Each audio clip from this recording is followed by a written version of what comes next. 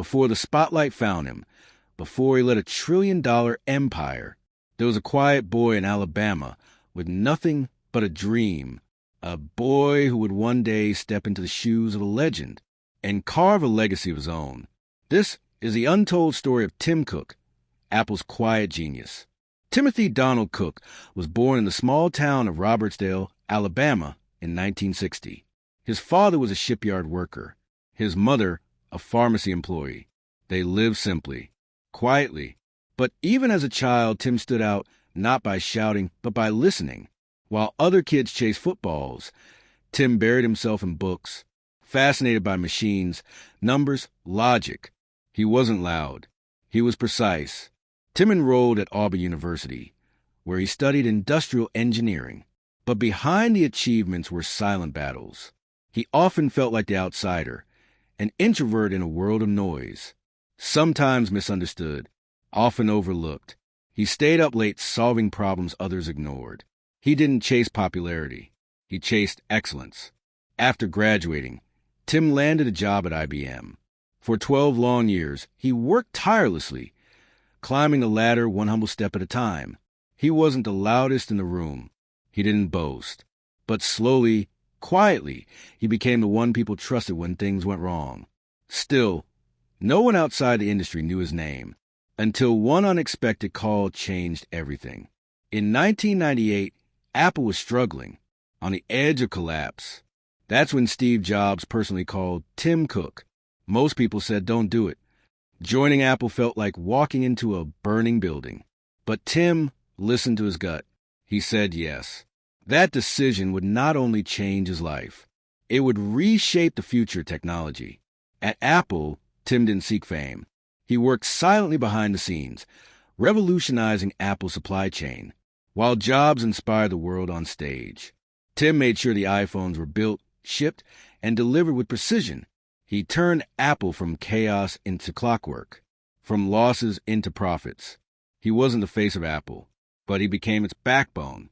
As Steve Jobs' health worsened, Tim took on more responsibility. He made critical decisions, protected Apple's vision. He shielded the company during its most vulnerable moments. And when the time came, Steve Jobs made a powerful choice. He named Tim Cook as a successor. The world gasped.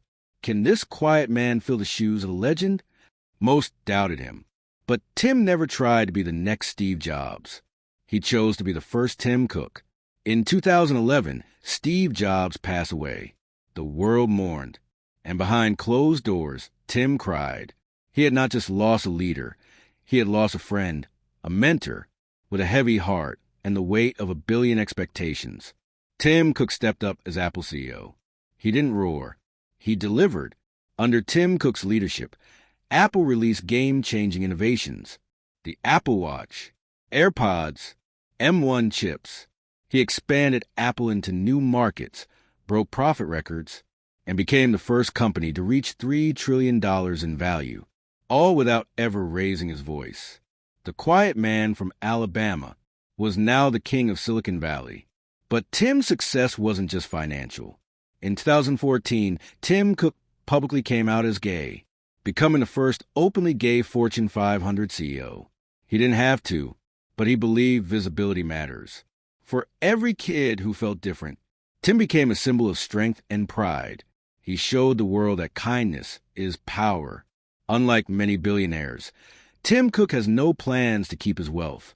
He's pledged to donate nearly all of it to charity. He fights for privacy, education, the environment, and human rights.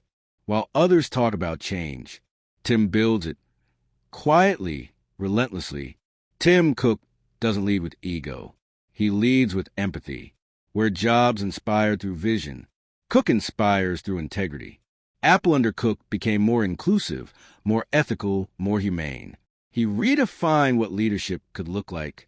Not loud, not flashy, but calm, courageous, and clear. In speeches, Tim reminds us, your time is limited. Don't waste it living someone else's life. He speaks softly, but every word lands like thunder. He believes success isn't about applause. It's about impact, not about being famous, but being useful. Sometimes, Late at night, Tim sits alone at Apple Park, looking at the stars above and the glowing logo behind him. He thinks about Steve, about the risks, the fear, the failures. He thinks about the shy boy from Alabama and how far he's come. And he smiles, not because the world finally sees him, but because he stayed true to himself. Tim Cook never wanted to be a legend. He just wanted to do the right thing. And in doing so, he became one. Quietly, brilliantly, unforgettably. Thanks for watching.